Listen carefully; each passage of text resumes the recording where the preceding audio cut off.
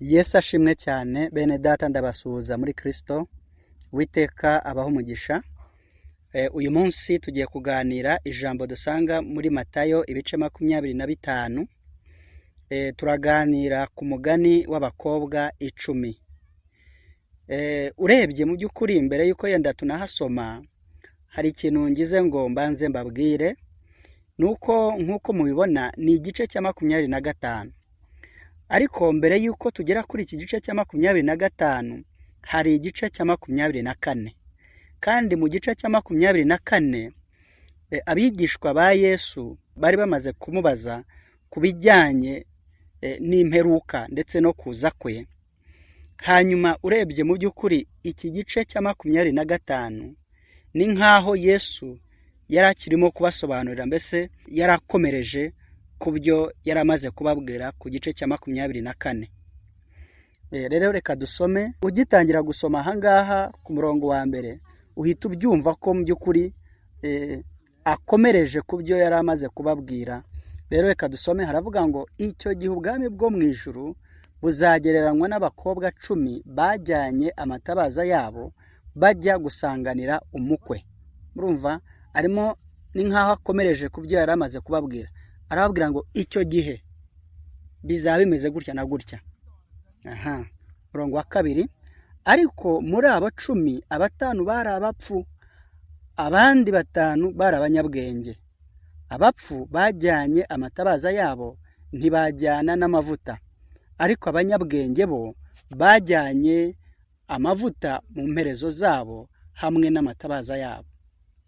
Umukwe atinze bose barahunikira barasinzira, ariko nijoro mu gicuku habaho urusaku ngo umukwe araje, nimusohoke mumusanganire. Maze b'abakobwa bose barahaguruka baboneza amatabaza yabo.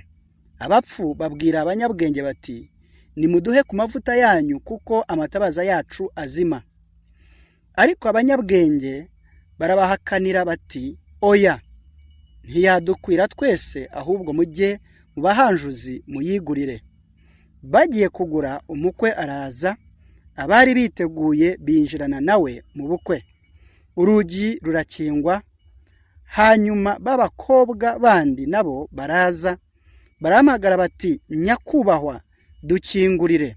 Nawe arabasubiza ati, ndababwira ukuri yuko ntabazi. Nuko mube maso kuko mutazi umunsi cyangwa igihe. Murambabarira ahantu ndi ushobora gukomeza kumva amajwi yandi. Izo ni nka n'amatungo arimo kugenda acaho. Yego. Rero mureke dusenge Imana hanyuma dutangire kuganira. Uwiteka Mana ishobora byose, nciye bugufi imbere yawe kano kanya. Ndakwakiriye Mwuka Wera, nemeye yuko nkubera igikoresho, ubwenge bwanjye, umutima, umwuka ndetse n'umubiri b'ibikoresho byawe mu izina rya Yesu. Nkweretse mwene data unkurikiye unyumva, reka Uwiteka ufungura amatwi y'ubugingo bwe kugira ngo abashe kumva icyo Mwami Imana tuganira uyu munsi, kandi by'umwihariko urushaho Mwami kumuganiriza kurusha ndetse n'ibyo ngewe wambwiye. Ndagushimiye rero ngo wahe icyubahiro, ni mu izina ryawe Yesu bisabye kandi nshimanize, amen.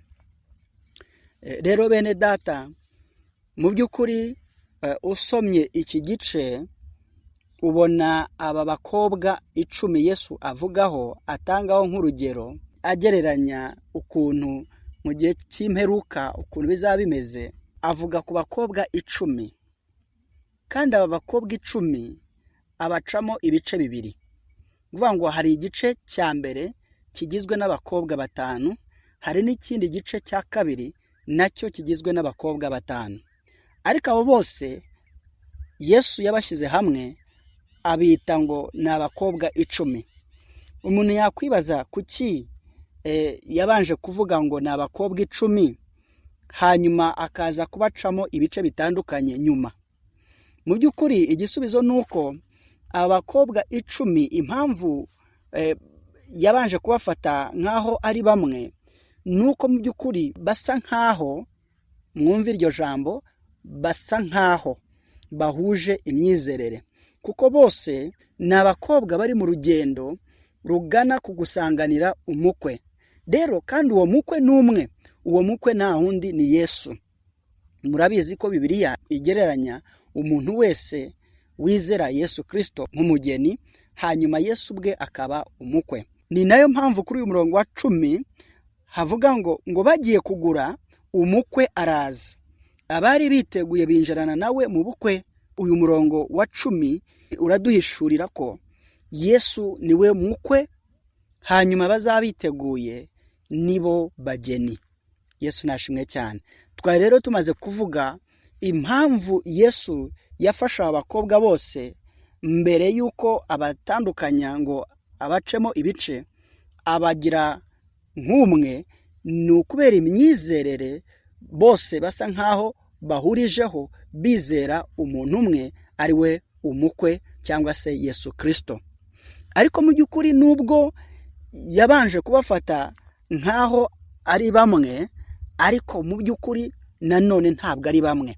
Turaza kureba impamvu batari bamwe. Reka dukomeze turebere hamwe igituma bano bantu basa nkaho bahura. Icyambere twari tumaze kukivuga nuko bose barimo gusanganira umukwe, bose bategereje umukwe, bose bizera Yesu, bavuga yuko bizera Yesu.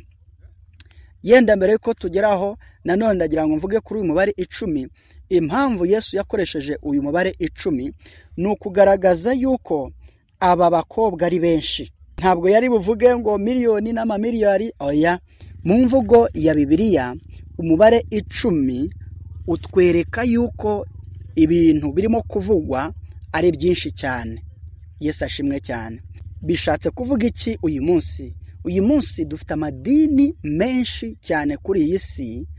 Abantu basenga Kristo, abantu bavuga ko bizera Yesu Kristo ni benshi, ni hirya no hino ku isi, bavuga indimi zitandukanye mu bihugu bitandukanye. Rero niyo mpamvu Yesu yakoresheje uyu mubare 10, ni ukutwereka yuko mu gihe cy'imperuka hazaba hari abantu benshi bavuga yuko bizera Yesu, ko bemera Yesu. Haleluya. Noneho reka dukomeze turebere hamwe ibindi bintu abakobwa bahuriyeho. Abakobwa bahuriye ku kuba bose bafite amatabaza. Niba mwibuka neza, twigeze kwiga ku itabaza mu gihe twigaga ku gusenga, tureba inzu y'Imana, tubishingiye ukuntu Imana yari yarabwiye Mose ngo bayubake bakoresheje amahema. Twarabibonye ko mu cyumba cy'ahera habaga itabaza. Itabaza ryabaga rifite igitereko cyaryo.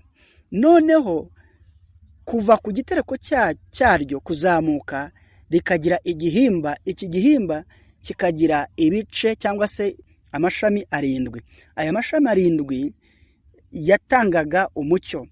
Muri cya gitereko cy'itabaza niho bashyiraga amavuta. Noneho amavuta akazamuka agana ku mitwe ya mashami, kugira ngo noneho hariya ku mutwe, kuko niho bacanaga, kugira ngo habashe kwaka. Yesu ashimwe cyane.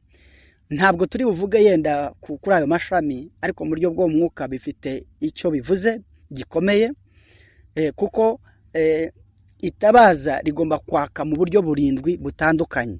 Ikindi nuko icyo gihe twiga ku nzu y'Imana, twaje kubona yuko uyu munsi inzu y'Imana cyangwa se urusengero rw'Imana ari imibiri yacu. Rero nimba uyu munsi insengero z'Imana ari imibiri yacu, ni ukuvuga ngo muri twebwe harimo amatabaza, muri wowe harimo itabaza. Kandi itabaza rikagira n'igitereko, icyo gitereko nicyo kibamo amavuta. Yesu ashimwe cyane. Aba rero bose uko ari 10 bari bafite amatabaza. Yesu noneho abacamo ibice 2 bitandukanye. Igice cya mbere akita ngo ni igice cy'abapfu. Impamvu ngo nuko batwaye amatabaza, ngo ariko ntibajyana amavuta mu mperezo zabo. Hanyuma abanyabwenge ngo bo bajyanye amavuta mu mperezo zabo. Yesu atweretse yuko mu gihe cy'imperuka hazaba hari ibice 2 byitwa yuko byizera Yesu, ko birimo kugana mu ijuru, kandi abigereranya nkaho bizabingana, ukuvuga ngo 5, ariko mu by'ukuri abukuri abazajya mu ijuru cyangwa se abazatwara ni ba bandi 5 gusa b'abanyabwenge. Yesu ashimwe cyane. Rero niyo mpamvu uyu munsi bishoboka ko umuntu yakumva abantu benshi bavuga Kristo n'iki bavuga Yesu, ariko nanone ukumva hari n'ubuyobe, byaba mu myitwarire cyangwa se mu byo twigisha, ukabasha kumva yuko harimo ubuyobe. Rero baba abapfu cyangwa se abanyabwenge, ngo bose ngo bajyanye amatabaza yabo ngo bagiye gusanganira umukwe, ariko abanyabwenge bo batwara n'imperezo zabo zirimo amavuta. Bene data, turi mu rugendo. Ibyo waba urimo gukora byose, aho waba uri hose, waba uryamye, waba wicaye, waba urimo kugenda, waba uri mu kazi, icyo waba urimo gukora cyose, uri mu rugendo. Mu isi y'umwuka, isi ntabwo ihagaze, isi iri mu rugendo. Twese turimo turagana ku iherezo ry'isi. Umuntu wese arimo aragana ku iherezo rye bwite, ariko nanone muri rusange turimo turagana ku iherezo rusange ry'isi yose muri rusange. Yesu nashimwe cyane. Niyo mpamvu Yesu avuga ngo bagiye gusanganira umukwe, ngo bajyana amatabaza yabo. Nguvuga ngo bari mu rugendo, barimo baragenda. Ariko muri urwo rugendo, nubwo bari mu rugendo, ikindi kintu bose bahuriyeho, Yesu atweretse yuko baba bapfu cyangwa se abanyabwenge, yuko bose bagize guhunikira ndetse no gusinzira. Umuntu yakwibaza, ese uku gusinzira kwageze ndetse no ku banyabwenge kwatewe n'iki? Ariko yabitubwiye, yaravuze ngo kubera gutinda kumukwe ngo byatumye ngo habaho gusinzira. Ndimo gusoma hano hantu, nibutse ukuntu kuva nkiri muto cyane najyaga numva bavuga ngo Yesu araje, Yesu araje, Yesu araje. Yewe ndetse n'uyu munsi niko turimo kubyumva, nawe ngira ngo wumvishe byinshi. Rero ngo kubera gutinda k'umukwe kuza, ngo habayeho guhunikira ndetse no gusinzira. Si nuko gutinda gusa, ahubwo hari no gutinda ko gusohora kw'amasezerano, ibyo Yesu yatubwiye, cyane cyane bya bindi bifatika. Kuko mu by'ukuri no kuzabana na Yesu mu ijuru, tukabana nawe iteka n'iteka, nabyo ni isezerano. Ariko hari n'amasezerano y'ibifatika, ndavuga amasezerano y'iby'isi Yesu ajya adusezeranya kubiduha. Yesu ashimwe cyane. Rero hari igihe nabyo bitinda, bigatuma habaho guhunikira ndetse no gusinzira. Yesu nicyo arimo kutubwira aha ngaha. Iyo habaye gutinda, rimwe na rimwe abantu bajya batakaza ibyiringiro, rimwe na rimwe abantu bajya batakaza kwizera umwami Yesu. Yesu niyo mpamvu yabajije ati, ariko ngo muri icyo gihe ni ingaruka koko umwana w'umuntu ngo azasanga ngo kwizera kukiri mu isi? Bijya bigorana yuko umuntu akomeza kwiringira Imana iyo ibyo yamusezeranyije abona bidasohora. Ngo bose ngo barasinzira, ngo barahunikira, ngo maze ngo bamaze gusinzira, ngo habaho urusaku.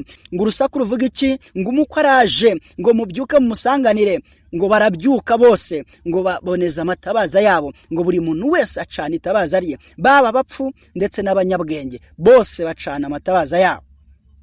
Twavuze ku itabaza, ariko ntabwo nababwiye icyo itabaza rivuga. Itabaza ni ubugingo bwacu, amatabaza ni ubugingo bwacu. Itabaza ryawe ni ubugingo bwawe. Ndavuga ibitekerezo byawe, ndavuga amarangamutima yawe, ndavuga umwuka wawe. Iryo ni ryo tabaza ryawe, nibyo bikumurikira ubwenge bwawe n'umutima wawe n'amarangamutima yawe. Ibyo ukunda, ibyo wifuza, ibyo ushaka, wisanga ari byo urimo kuvuga. Ibyo utekereza, wisanga ari byo urimo gukora. Rero ibyo tukora, ibyo tuvuga, ingeso zacu, imyitwarire yacu, byose bishingiye ku byo dutekereza ndetse n'ibyo tugambirira mu mitima yacu.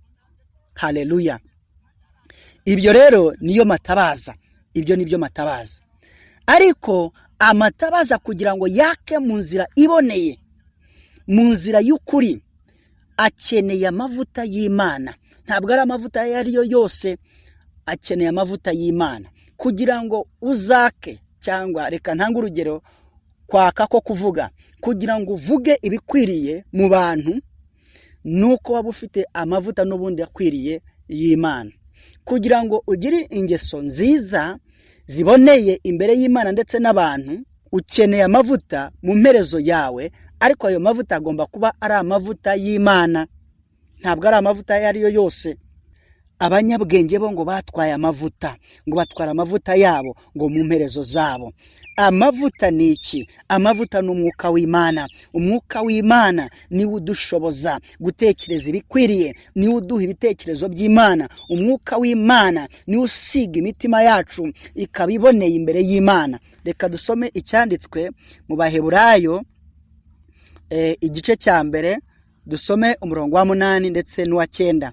Haravuga ngo ariko iby'umwana wayo byo yarabyeruye iti, intebe yawe Mana ni y'iteka ryose, inkoni y'ubugabe bwawe ni inkoni yo gukiranuka, kuko wakunze gukiranuka ukanga ubugome. Murumva iryo jambo? Imana irimo iravuga kuri Yesu. Ahangaha ku murongo wa 9 niho nashakaga cyane. Yesu arimo arabwirwa ngo kuko wakunze gukiranuka ukanga ubugome, ngo nicyo cyatumye Imana ariyo Mana yawe ikora iki? Igusiga amavuta yo kwishima, ikakurutisha bagenzi bawe. Haleluya. Yesu ngo kuko yakunze gukiranuka, ngo byatumye Imana imusiga amavuta yo kwishima. Haleluya. Iyo umwuka w'Imana asize umutima wawe, wisanga wishimiye iby'Imana, ugasanga wishimiye kugendera mu nzira y'Imana, ugasanga unezerewe kuba umwana w'Imana no kubaha Imana. Haleluya. Ukishimira ubushake bw'Imana. Kubasharirirwa n'ubushake bw'Imana, kubasharirirwa no gukiranuka Imana dusaba, kubasharirirwa n'umugambi w'Imana ku buzima bwabo, nuko baba badasize amavuta y'Imana, nuko badafite umwuka wera. Rero ngo Yesu ngo kuko yakunze gukiranuka, ngo byatumye Imana imusiga amavuta. Kugira ngo Imana igusiga amavuta yayo, amavuta yayo, biragusaba kumva yuko gukiranuka ari cyo kintu wumva muri wowe uhaye agaciro cyane, ukumva uracyifuza, ukumva nicyo kintu cya mbere kiza ku mwanya wa mbere kuri wowe, kandi bitari igihe kimwe gusa, ahubwo iteka igihe cyose. Ukumva ko gukiranuka nicyo kintu wifuza cyane.